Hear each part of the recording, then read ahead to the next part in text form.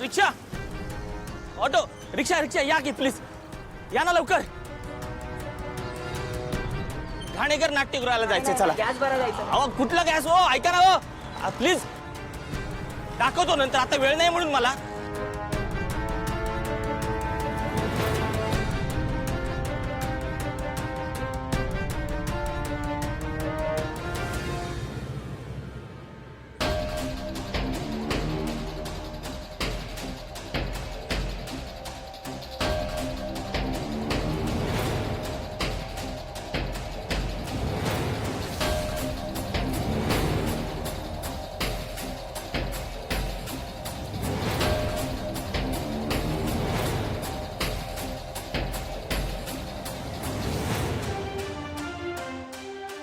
अरे ही बाई राहिली कुठं?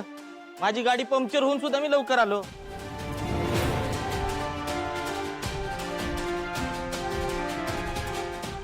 या ज्युनियर आर्टिस्ट असंच असतं, कधीच वेळेत येत नाही आणि मोठा रोल हवा. आली आली. अहो या की लवकर, या की. अहो लवकर या. मी काय म्हणते माहितीये का? चला इकडे या. हे बघा, आता मी काय जे सांगतोय ना ते नीट ऐकायचं बरं. 4-5 दिवसाचं फक्त काम आहे. अहो मी हात जोडते हो तुमच्या पुढे. तुम्हाला आधीही सांगितलंय आणि आत्ताही सांगते, मला या प्रकरणात परत अडकवू नका. ओव्हर ऍक्टिंग करू नका हो. आजूबाजूला माणसं आहेत. तुमच्या ज्युनियर आर्टिस्टचं असंच असतं, कंटिन्युटीचा रोल द्या, कंटिन्युटीचा रोल द्या. आता रोल मिळालाय तर भाव आहे, असं कसं चालणार आहे? अहो पण मी आयुष्यात कधीच कोणाला फसवलं नाहीये आणि आताही कोणाला फसवायचं नाहीये. अहो काय म्हणते? ऍक्टिंग करता आणि फसवत नाही म्हणतात. आपण ऍक्टिंग करतो म्हणजे काय करतो? आपण ऍक्टिंग करतो म्हणजे स्वतःला आणि दुसऱ्याला फसवतो. कळलं का? तुम्ही पैसे किती घेणार ते बोला. नाही, मला तुमचे पैसेही नको आणि तुमचं कामही नको. मी चालले. तुझा मुलगा पुण्याला शिकतोय ना, इंजिनिअरिंग करतोय.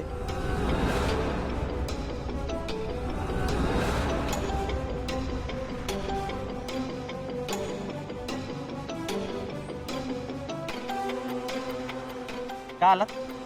जा ना, जा जा जा, नका करू आमचं काम. हे बघा, लक्षात ठेवा, तुमच्या मुलाला काय होऊ शकते माहित असून सुद्धा नाटक करता तुम्ही. हे बघा, जास्त शहाणपणा करायचा नाही. आमच्या भाईंचा तुम्हाला फोन येईल, ते सांगतील तसंच वागायचं. आणि मी ऍक्टिंग कशी शिकवले तशी ऍक्टिंग करायची. आणि हो, फोन रेंज मध्ये ठेवायचा. आम्ही तुम्हाला फोन करू, लागला पाहिजे. फोन तुम्हाला लागला नाही तर डायरेक्ट पुण्याला मी माझ्या माणसाला फोन करणार, कारण त्याने तुमच्या मुलावर लक्ष ठेवलंय ना नीट. आलं का लक्षात? येतो. आणि हो, फोनचं नीट लक्षात ठेवा. हा?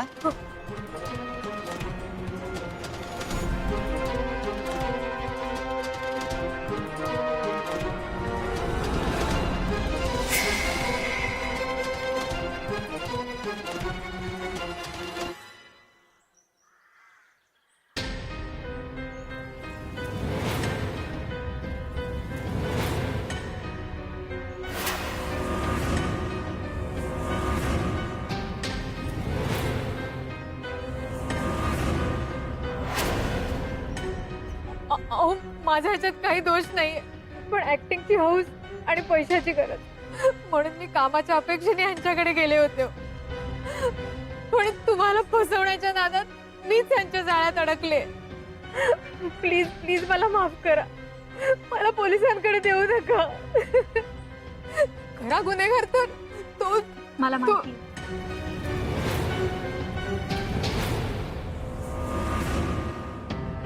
आपण दुसरीकडे जाऊन बोलू.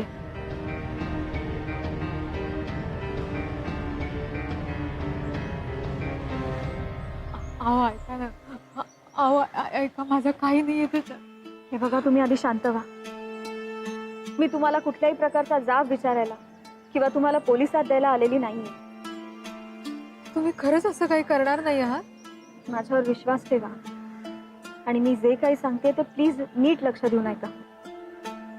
हे सगळं तुम्हाला ज्यांच्या सांगण्यावरून किंवा मग ज्यांच्या धमकीवरून करावं लागतंय त्यांची सगळी अंडी पिल्ली मला माहिती आहे. त्यामुळे ते तुमच्या मुलाच्या बाबतीत कुठलीही गोष्ट करू शकणार नाहीये. अहो पण तो खूप डेंजर माणूस आहे. म्हणजे त्याच्या विरोधात जायचं म्हणजे विषाची परीक्षा घेण्यासारखं आहे. अहो त्याची एवढी दहशत आहे की माझा खोटा नवरा बनून आलेला माणूस त्याच्या दहशतीपायी कायमचा गेला. पण ती वेळ तुमच्यावर येणार नाहीये, कारण तुम्हाला ते कामच करायचं नाहीये. अहो पण हे कसं काय शक्य आहे? म्हणजे मी जर नाही म्हणाले आणि त्या माणसाने त्याची धमकी खरी केली तर? अहो माझा मुलगा एकटाच असतो ना तिकडे. बघा, आई म्हणून तुमची काळजी मी समजू शकते. हो, मी पण आई होणार आहे.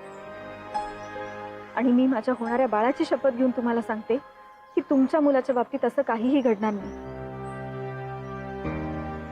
आणि फसवणूक जशी तुमची झाली आहे तशीच आमची पण झाली. पण आता आपल्याला फक्त यातून बाहेर पडायचं.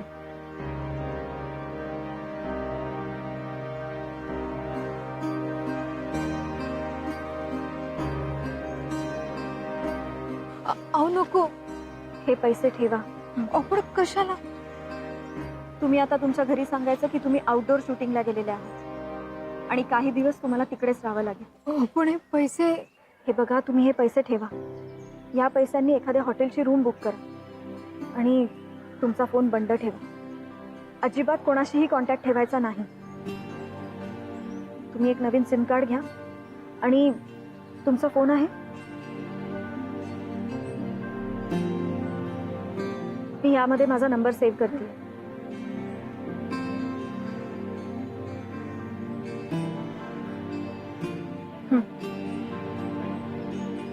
तुमचा नवीन नंबर ऍक्टिव्हेट झाल्या झाल्या आधी मला कॉल करायचा. हे बघा, मी जसं सांगतेय तसं केलं तरच तुमची सुटका होणार आहे. अहो पण हे सगळं करताना काही गोंधळ तर नाही होणार ना? गोंधळ तर होणारच आहे, पण आपला नाही, त्यांचा. आपली फक्त सुटका होणार आहे. निघा तुम्ही.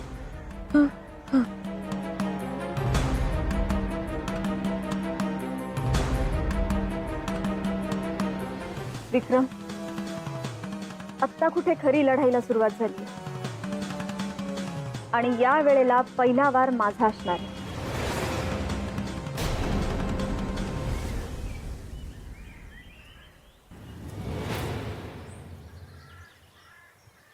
ए काय बने, अरे तुझं वय काय, करतो काय? बोला भाई. कामाचं काय आलं पुढं? भाई काम एकदम झालेलं आहे. ती बाई आहे ना तुमच्या आईची भूमिका करायला एकदम तयार झाले. भाई आता पुढे काय आदेश? आदेश बिदेश काय नाही, आता डायरेक्ट ऍक्शन घ्यायला लागणार आहे. एकदा का त्या आईशीला बायकोच्या माड्यावर नेऊन टाकलं ना की तिचं डोकं जरा थंड होईल. पण भाई बापाचं काय करायचं? बापाचं काय करायचं बघू, जेव्हा सुचल तेव्हा सुचल. पण पाके, हा. तू व्हिडिओ कॉल रात्री आजच आला पाहिजे 9 वाजता. होय होय. एकदा का परांजपे कुटुंबांना व्हिडिओ कॉल दाखवला ना, आत्मा थंड होईल त्यांची. आणि हो, फोन करताना जर डोकं लाव. तिकडं दिवस असला की इकडं रात्र असते, इकडं दिवस असला की तिकडं रात्र असते. गच्चीवर बिच्चीवर जाऊन लावशील फोन, व्हायचा राडा. मस्त तिकडे समोर लाइटिंग बिटिंग कर आणि मग काढ. हो होय. आणि हो, ते माग खिडकी बिडकी जर असेल तर खिडकी लावून घ्या, नाही तर पॅरिस मध्ये मानपाडा दाखवाल. काय होय, तुम्ही अजिबात काळजी करू नका. तिकडचं काय आहे ते मी नीट बघतो समजा. जा लवकर चल. भाई जातो बरं का. जा की बाबा. भाई येतो. हा तुझं बिना पाठी आहे. भाई करेक्ट 9ला फोन करतो बरं का. आता येतो. हे घे दर. हो भाई एवढे कशाला? बायकोपेक्षा जास्त खर्च करायला लावायला लागलाय. आता करत जातो. हा गेट आउट.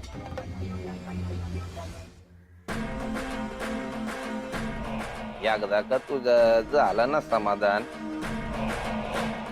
की मग मग माझं डोकं विचार करायला लागेल. आई बाप पाहिजेत.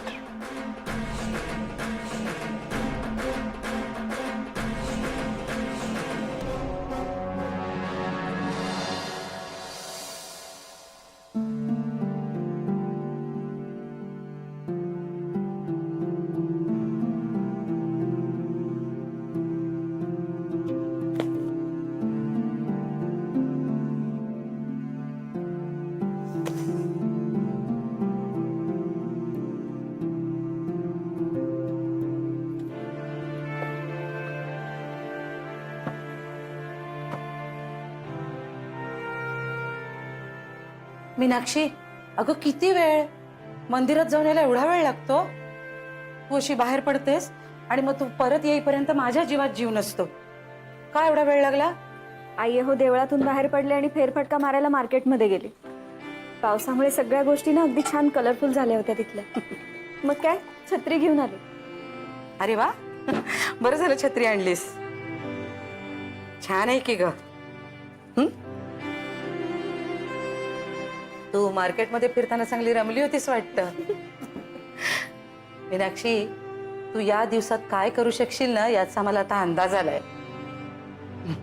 अरे तेजस पण आला. पाणी हवंय तुला? नाही नको, गुड न्यूज द्यायची होती. काय गुड न्यूज? थोड्या वेळापूर्वी माझ्या मॉमशी माझं बोलणं झालंय. आज रात्री 9 वाजता ते कॉल करणार आहेत. अरे मग खरंच गुड न्यूज आहे ही. आईला कसं बसं कन्व्हिन्स केलेलं आहे, पण डॅड अजून नाराजच आहेत. आणि त्यांचा माझ्यावरचा राग अजूनही कायम आहे.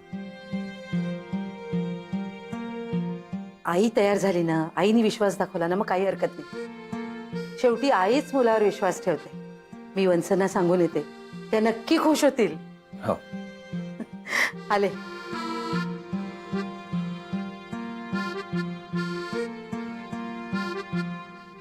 वहिनी, तुम्ही पण ऐकलत ना, आज रात्री माझ्या मॉमचा कॉल येणार आहे. सॉरी, व्हिडिओ कॉल येणार आहे. सोहाचं आणि माझं लग्न त्याच्याबद्दल. तयार?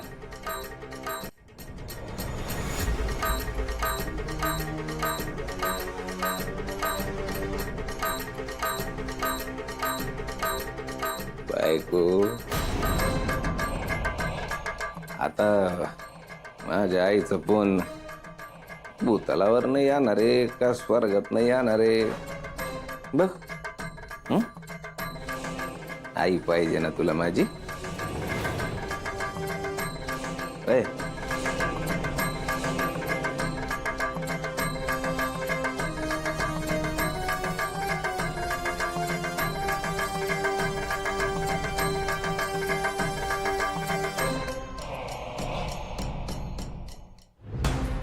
तुझ्या आईचा फोन भूतलावावरून येणार आहे की स्वर्गातून ते बघूच आपण. आता तर तुझी आई पाताळातनं पण कॉल नाही करू शकणार आहे. तू वाट बघ. विक्रम राजेश शिर्के.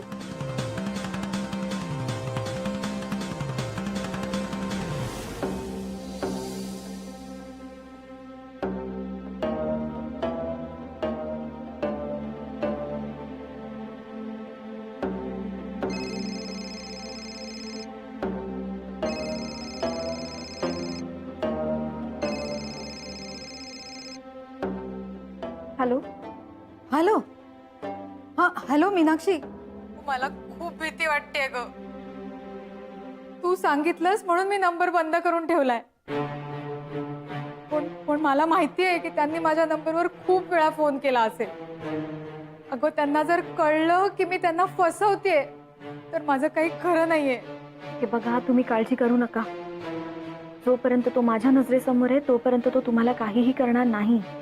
अगं पण तो किती डेंजर माणूस आहे हे माहितीये ना ग तुला. मीनाक्षी, काय ग? कुठे आहेस? मी माझ्या रूम मध्ये आहे. मी नंतर बोलते तुमच्याशी. हा, बर बर.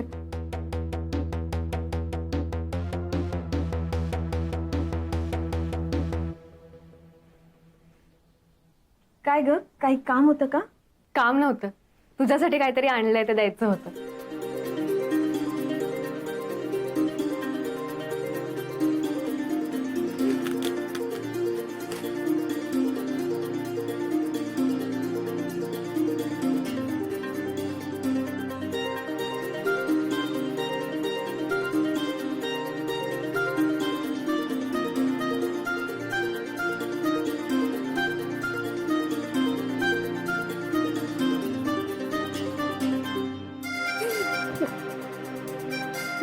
थँक्यू.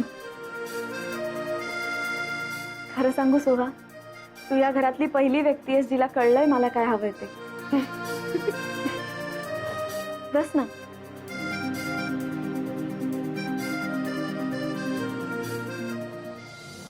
मीनाक्षी, तू ही गुड न्यूज सांगितल्यानंतर ह्या घरात जे काही घडलंय ना, मी आत्या झाल्याचा आनंद सेलिब्रेटच नाही करू शकले.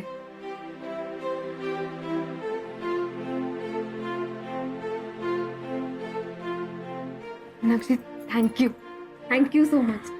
तुझ्यामुळे मला हा क्षण अनुभवता आला. आणि तुझ्या मीनाक्षी परांजपे या नवीन आयुष्याची जशी मी साक्षीदार होते ना, तशीच माझ्या सोहा सहस्त्रबुद्धी या नवीन आयुष्याची तू साक्षीदार असणार आहेस. मीनाक्षीमध्ये बरंच काही घडून गेलंय जे घडायला नको होतं. सोहा, जाऊ दे ना आता तो विषय, विसरून जा. ऍक्च्युली मी तुला हेच सांगायला आलेले की आपण हा विषय आता यापुढे नको काढूया. मीही सगळं विसरून गेले आणि तूही विसरून जा. आणि हो, अजून एक गोष्ट, आज तेजस आईचा व्हिडिओ कॉल येणार आहे, लक्षात आहे ना? एकदा का त्यांच्याशी बोलणं झालं ना की सगळं काही नीट होणार आहे. I am really happy Meenakshi.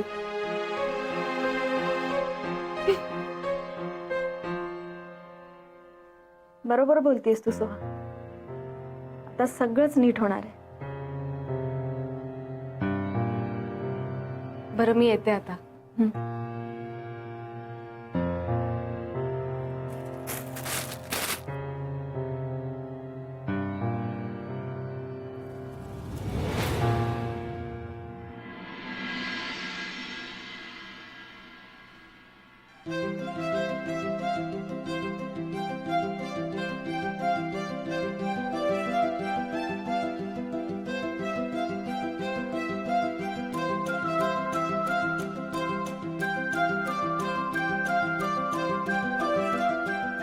अरे वा, हे काय? सोहाने दिले. मस्त आहे. आणि काय हो, वेळेत याला सांगितलं होतं तरी उशीर केलात ना? उशीर केला नाही ग, उशीर झाला. आज एक खूप महत्वाची मीटिंग होती ना, त्यामुळे जरा वेळ लागला. एक मिनिट.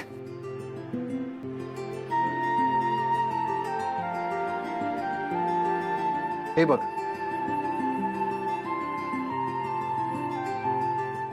आता हे काय? बघ तरी, माझ्या नवीन प्रोजेक्टसाठी मिळालेला ऍडव्हान्स चेक 11 लाखाचा. हे तर फारच छान झालं. गेल्या खूप महिन्यांपासून हे प्रोजेक्ट पेंडिंग होतं. मी त्याच्या मागे लागलो होतो, पण काही ना काही कारणामुळे ते पोस्टपोन होतं. पण आपल्या बाळाच्या पायगुणाने फायनली हे काम झालं. अभि, मी काय म्हणते, पैशांना वाट फुटायला वेळ नाही लागत. आणि आता पैसे आलेलेच आहेत, तर आपण तेजसचे थोडे थोडे पैसे द्यायला सुरुवात केली तर, म्हणजे त्यांना पैसे देतोय म्हणून आपल्यालाही बरं वाटेल आणि आपला भारही हलका होईल. अगदी बरोबर बोलतीयस तू. मी सुद्धा हाच विचार केला होता. पण मला सांग, तू आज मला लवकर यायला का सांगत होतीस? अहो, आज 9 वाजता तेजसच्या आईचा फोन येणार आहे. अरे हो, मी विसरलोच होतो. बरं, आता वेळ घालवू नका जास्त. पटकन फ्रेश व्हा आणि हॉलमध्ये जमा. आपल्याला सगळ्यांना थोड्याच वेळात हॉलमध्ये जमायचं. आलोच मॅम. फ्रेश होऊन येतो.